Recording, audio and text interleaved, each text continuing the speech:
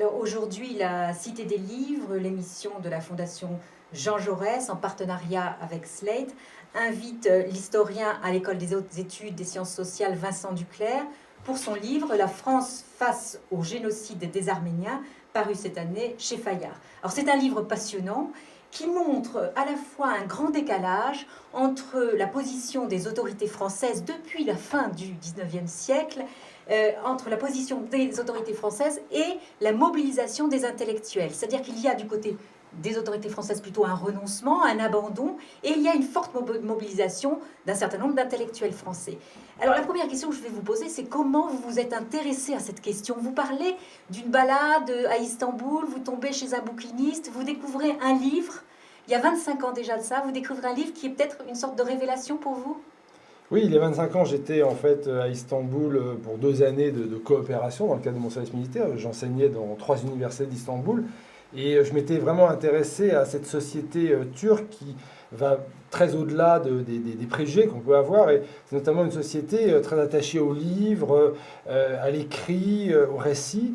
Et il y a effectivement toujours à Istanbul des rues avec des bibliothèques, des librairies qui vendent des livres anciens. Et là, donc je découvre le roman de Franz Werfel, la traduction en français du roman de Franz Werfel et 40 jours du Moussada. C'est un livre qui date de 1936 et qui en fait narre le génocide des Arméniens de 1915, mais aussi la manière dont notamment le pasteur Johannes Lepsius, qui est un Allemand, va tenter d'arrêter les génocidaires, et puis cette résistance des combattants du Moussada, c'est-à-dire la montagne de Moïse, qui se situe donc vers le golfe d'Alexandrette, et finalement ces combattants seront sauvés par des navires français et anglais. Du reste, la couverture du livre montre une photo de cette évacuation. C'est le seul moment de sauvetage dans ce génocide qui se met en place et donc qui mènera à la disparition complète des Arméniens du Moyen-Orient. C'est ça. Alors là, vous découvrez le fait positif, j'allais dire, pour les autorités françaises, la fois où elles ont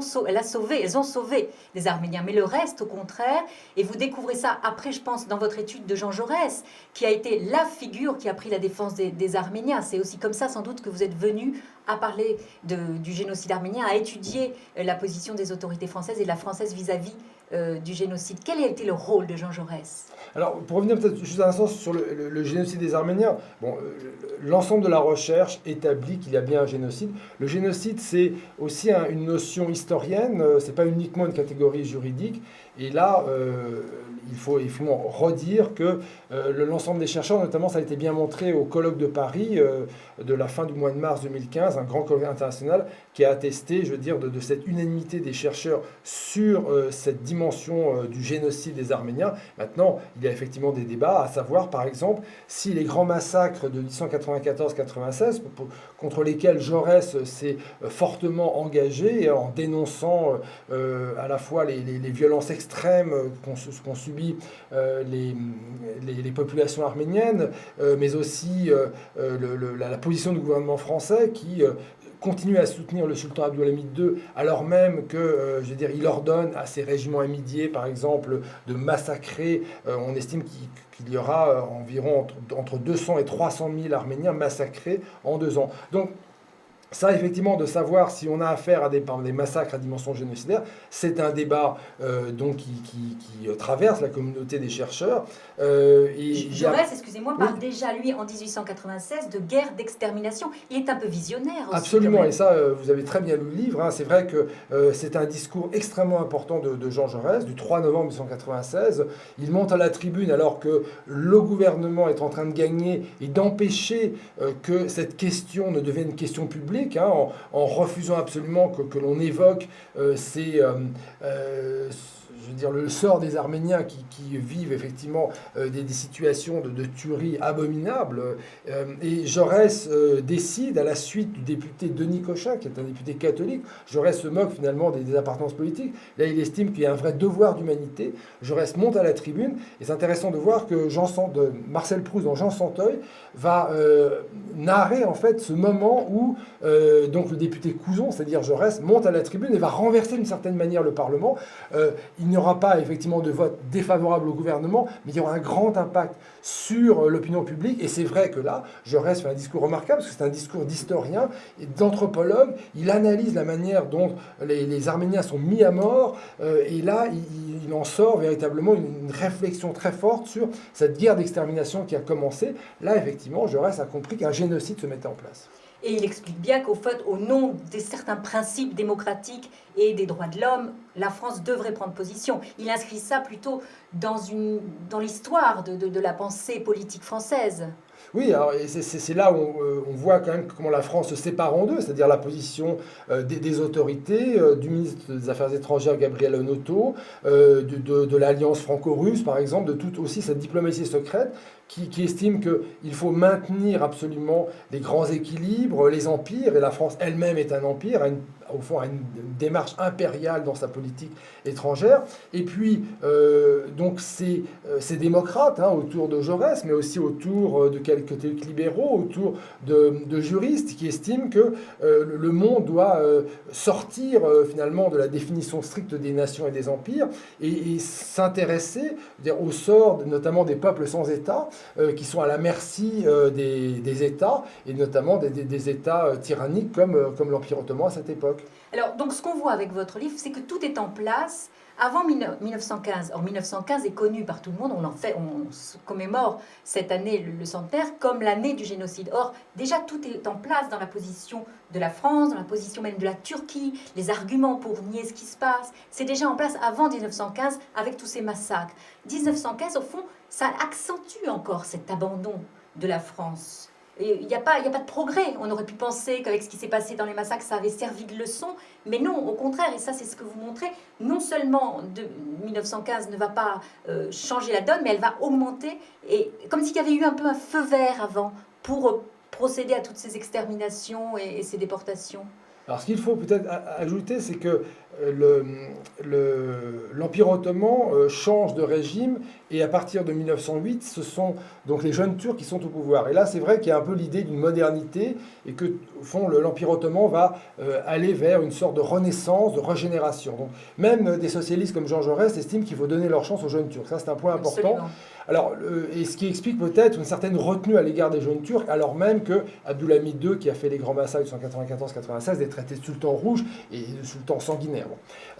1915, vous avez raison, le moment où les alliés, les membres de la Triple Entente, donc renoncent d'une certaine manière à faire de la protection de ces populations dont on sait effectivement qu'elles subissent désormais une déportation signifiant anéantissement, eh bien refusent de faire de cette protection un objectif de guerre. Ça, c'est clair. Et ces populations vont être livrées à elles-mêmes, à la fois donc exterminées sur les routes de la déportation, puis dans des camps d'extermination en Syrie et en Mésopotamie. Alors, sur ce plan-là, la France, avec la Grande-Bretagne et la Russie, un mois après le déclenchement des grandes rafles qui marquent le début du génocide, c'est-à-dire les grandes rafles, c'est le 24 avril 1915, donc un mois après, le 24 mai, eh bien, il y a une déclaration solennelle qui accuse l'Empire ottoman de crimes contre l'humanité et la civilisation et qui annonce donc des poursuites contre les auteurs de ces crimes. Donc c'est important parce que c'est une déclaration fondamentale sur le plan du droit et l'idée de crime contre l'humanité donc va se développer. Néanmoins, rien ne se passe et le fait aussi que les accusations viennent de belligérants font que l'Empire ottoman se moque complètement de ces menaces. Ce que l'on peut noter, c'est qu'il n'y aura pas, on l'a dit au début de l'entretien, il n'y aura pas de tentative d'arrêter cette extermination. Les moyens militaires existent, notamment la marine française et anglaise qui donc réalise le blocus des côtes de l'Empire ottoman et donc des régions notamment arabes avec la Syrie. Et alors, le plus grave peut-être, c'est après, une fois la guerre terminée, eh bien, il y a donc une attente extraordinaire de la part des rescapés. Alors justement, là, il y a l'affaire de Cilicie. Qu'est-ce qui s'est passé? L'affaire de Cilicie avait été... La France avait un mandat sur la Cilicie. Il y aurait pu y avoir un foyer arménien en Cilicie. Or, rien ne se passe. les rescapés sont encore nombreux, hein. Entre 1915 et 1917, il y a environ 1,3 million d'Arméniens qui sont massacrés.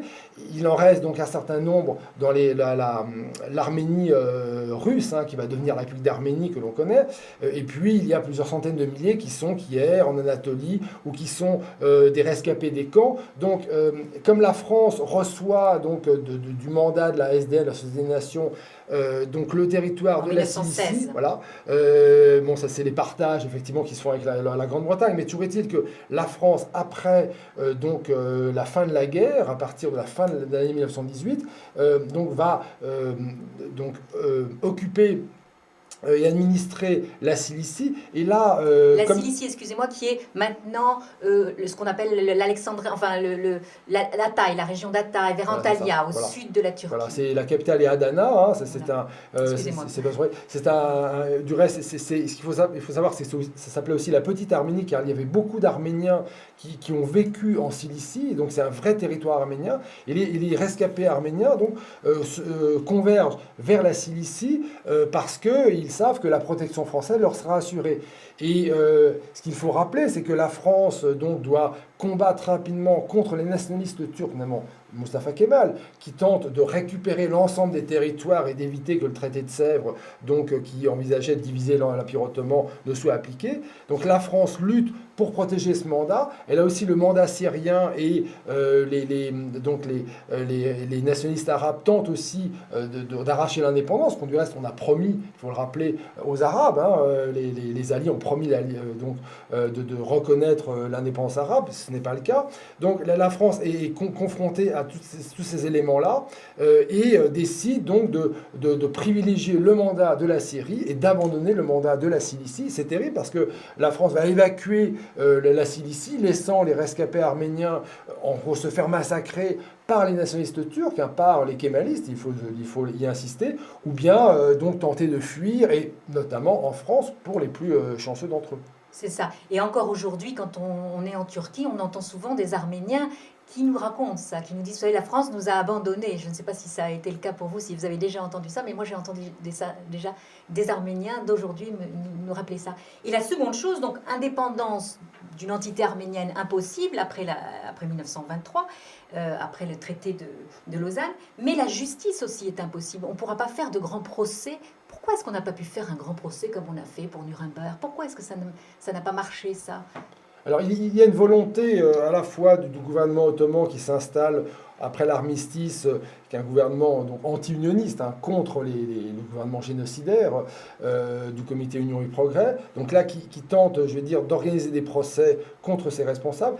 Les Britanniques qui occupent Constantinople tentent aussi donc, de développer une justice. Et puis le traité de Sèvres, hein, et la conférence de la paix ont envisagé une justice internationale. Comme le traité de Sèvres devient caduc avant même d'être signé, hein, eh bien tout s'effondre. Et puis il y a la volonté très rapidement des nationalistes turcs autour de Mustafa Kemal de rejeter toute cette justice qui apparaît comme une sorte de moyen de pression contre l'Empire ottoman et les Turcs pour les condamner dans leur responsabilité de la guerre. Donc, ce qui est important à dire, c'est que il y a des éléments de justice qui sont lancés, des instructions, donc tout ça c'est aussi des documents importants qui permettent d'attester de l'ampleur du crime de génocide.